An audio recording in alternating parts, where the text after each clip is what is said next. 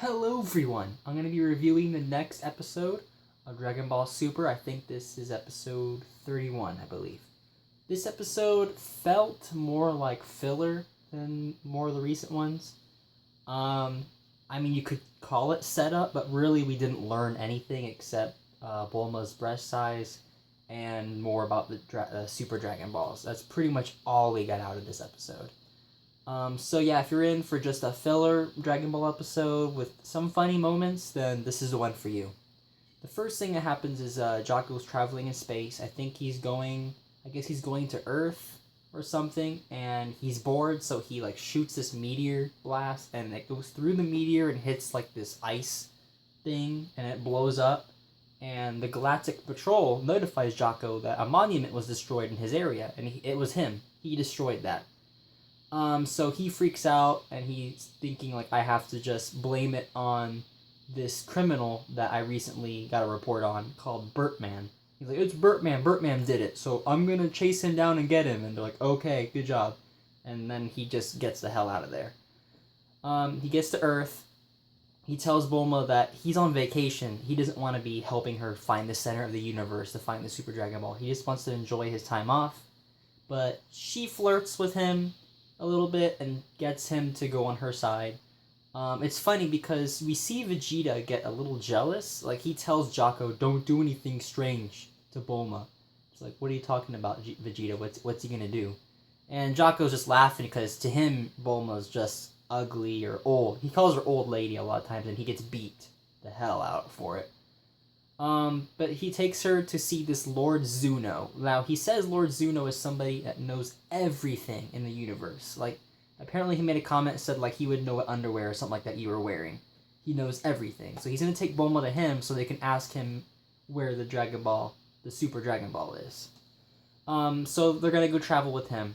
When they leave, Vegeta, or actually I think Goku, makes a statement saying that, they really like hot-blooded women.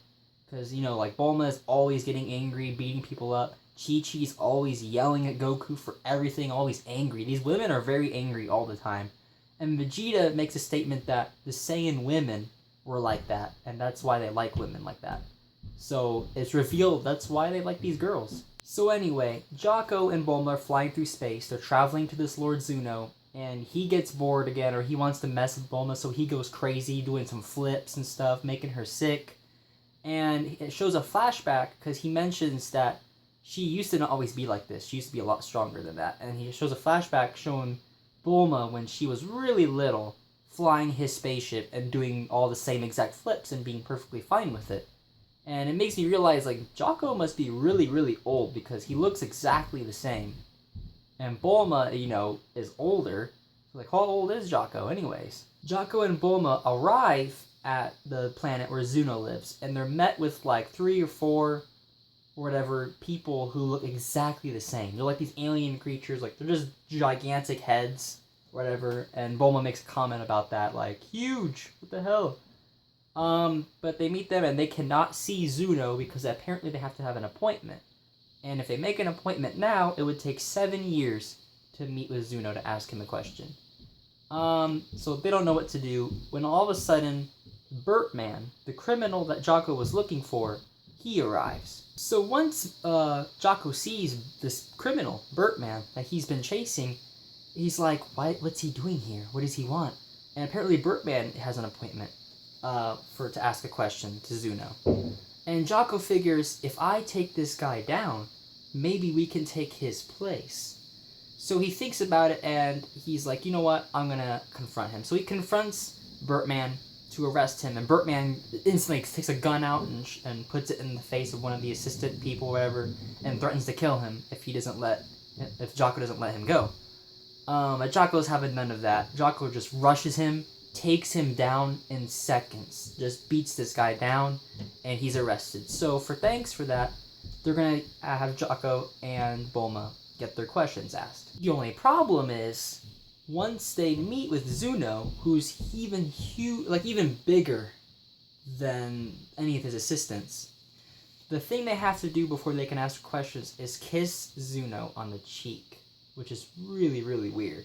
So Jocko just does it automatically. He just walks up to the guy, kisses him, and Zuno's all like, "You are male, so you can only get one question." And Jocko asks what's the bra size of Bulma. And Zuno basically says that Zana's breasts are sagging, that they are not as big or whatever as they used to be. And she's like, "What the hell kind of question was that?" And it was hilarious when he asked that. It was like, really? That's the one question you're going to ask? Then it comes to Bulma's turn, and she's really reluctant to kiss him, but she does anyway. And he's like, "Well, you're a middle-aged woman, so you only get 3 questions." So she asks him first some couple stupid questions. She lets a couple questions go because of her stupidity. Like, she'll be like, "I really get 3 questions," or "I really," those kind of stupid things, and he answers them, and he considers those to be legit questions for him, so that counts them down right there.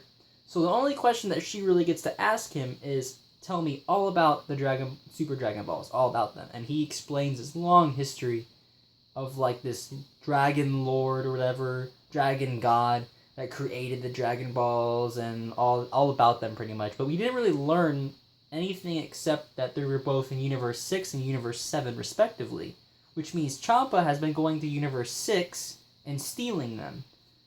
Which is kind of interesting because Beerus never even knew about that, and if he did, he'd probably be really pissed. So they get those questions asked, and they get booted out. So they're flying back home. They didn't really learn anything. It was pretty much pointless, honestly. This episode had a lot of really, really random moments, but the whole thing was kind of just filler, I guess. I mean, none of this had to happen. I know next week is getting back into it. We're going to see all of the characters, all of the fighters that are going to be confronting Goku and Vegeta. So I'm really looking forward to that. But for this episode, I'd probably give it like a 50%, just because it's a Dragon Ball Super episode, but it was filler. It wasn't anything special. So thank you so much for watching, and have a great one.